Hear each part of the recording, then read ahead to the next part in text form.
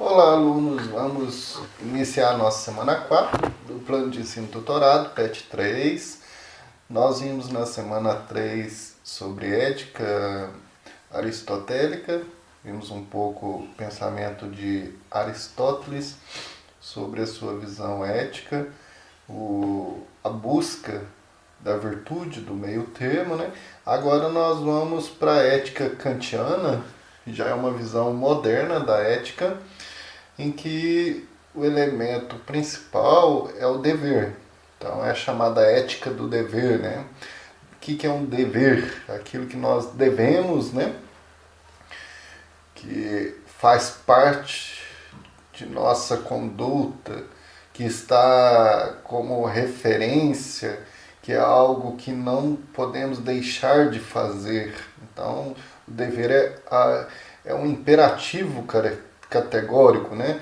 É algo próprio do ser humano que age racionalmente.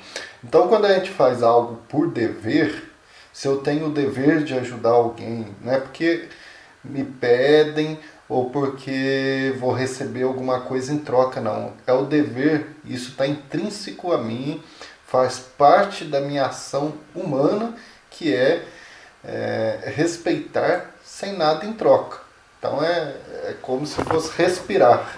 É algo que eu não posso deixar de fazer porque faz parte da minha ação humana, né? E isso principalmente quando a gente age de forma racional.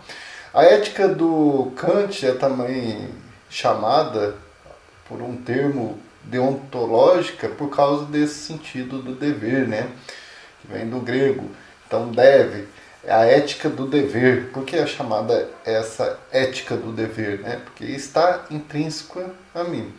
Então, o Kant, lembrando, filósofo alemão do século 18 para 19, ele é ali naquele contexto iluminista, né? Muito importante, com toda a ação ali que vai revolucionar toda a modernidade, né?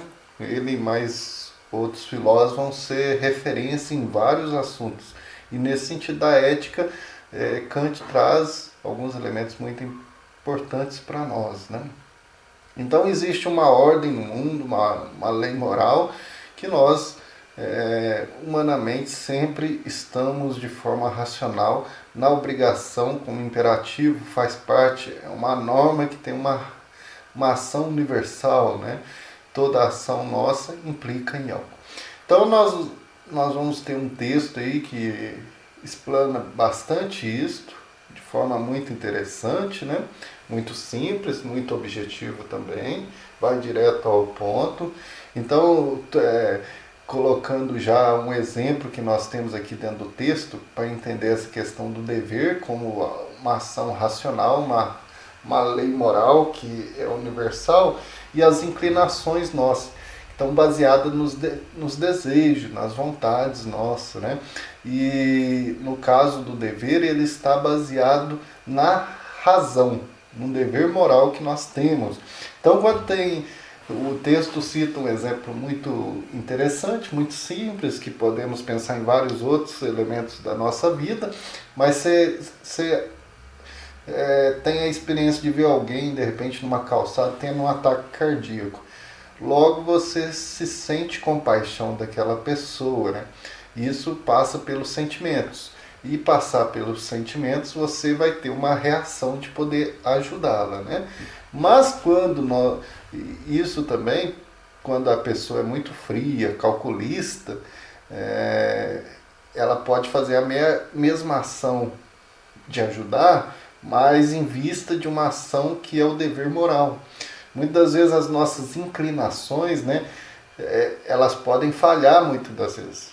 Porque de repente você tem uma inclinação de compaixão, mas não age.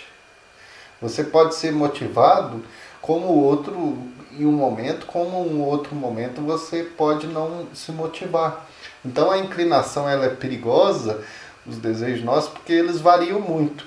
Agora, quando você tem, ao segundo Kant, essa ação que é motivada pela razão, então a razão ela tende a não falhar, porque é um dever constante, né? Você sempre vai ter o dever e a moral de ajudar as pessoas. Então, independente disso, de qualquer situação. O dever, se eu estou sendo filmado ou não estou, se eu vou receber uma congratulação ou não, se eu vou receber palmas ou não, isso não me motiva, porque aí no caso da inclinação ela é motivada pela situação de retorno ou pela situação ali do momento que eu estou passando. Agora no dever moral, eu tenho a razão que rege, e a razão que rege ela é constante, né? Nesse sentido do Kant.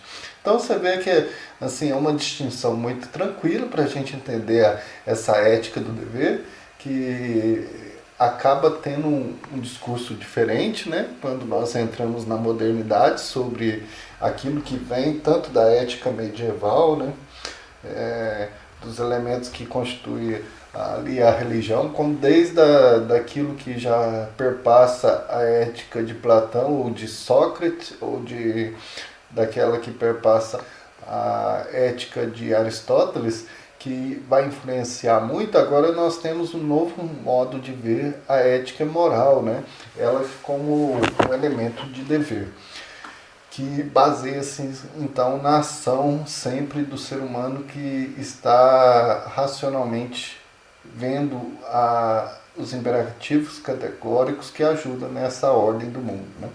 Então nós temos aí a atividade muito tranquila, 2 questões fechadas, depois mais 2 questões, a 3 e a 4, a 3 um exemplo sobre nesse sentido e de inclinação, na visão de Kant sobre ética, e porque a ética kantiana é chamada ética do dever, né? Que já foi apontado aqui, tem todos os apontamentos no texto, você acha as respostas dele. Então, bons estudos, até o nosso próximo vídeo, a gente vai corrigir essas questões. Não deixem de aprofundar também. Na internet nós temos muito vídeo, temos textos de Kant que apontam, né? Aqui já tem as referências. Principalmente esse livro é muito importante de ler para a gente entender isso daqui, esses elementos que perpassam aqui a ética kantiana, sempre vão voltar em qualquer curso que você vai fazer, em especial de direito, na área humana, várias áreas aí, que é bom aprofundar, né? Porque faz parte do conhecimento universal aí da nossa história, da filosofia, da história humana, né? Então um abraço a todos, até a nossa próxima aula.